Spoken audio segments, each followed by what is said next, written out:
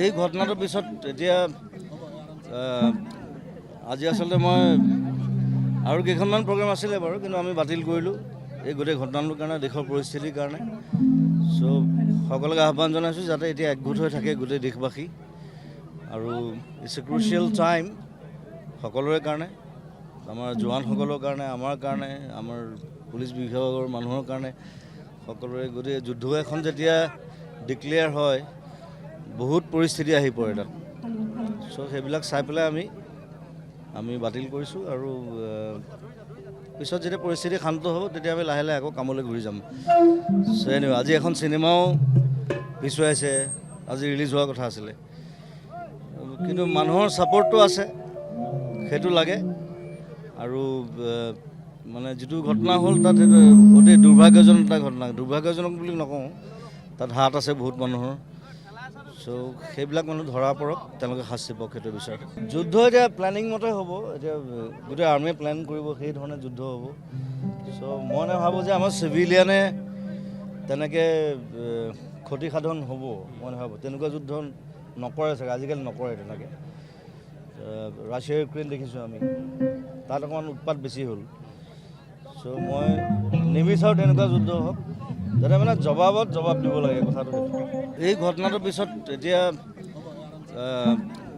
আজি আচলতে মই আৰু কেইখনমান প্ৰগ্ৰাম আছিলে বাৰু, কিন্তু আমি বাতিল কৰিলোঁ এই গোটেই ঘটনাটোৰ কাৰণে, দেশৰ পৰিস্থিতিৰ কাৰণে।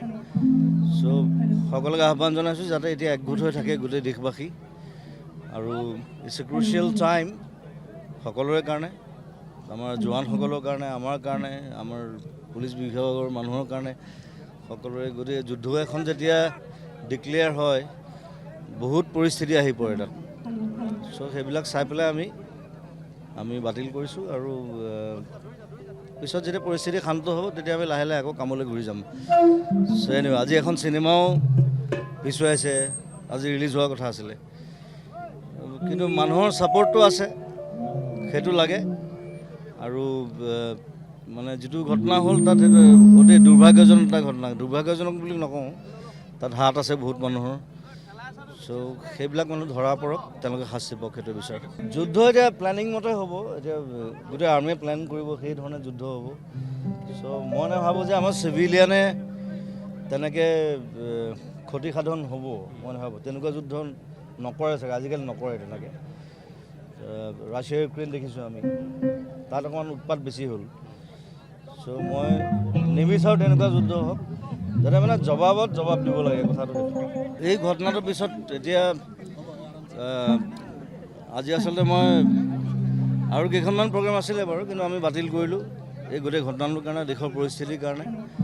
চ' সকলোকে আহ্বান জনাইছোঁ যাতে এতিয়া একগোট হৈ থাকে গোটেই দেশবাসী, আৰু ইটছ এ ক্ৰুচিয়েল টাইম সকলোৰে কাৰণে, আমাৰ জোৱানসকলৰ কাৰণে, আমাৰ কাৰণে, আমাৰ পুলিচ বিভাগৰ মানুহৰ কাৰণে, সকলোৰে। গতিকে যুদ্ধ এখন যেতিয়া ডিক্লেয়াৰ হয়, বহুত পৰিস্থিতি আহি পৰে তাত।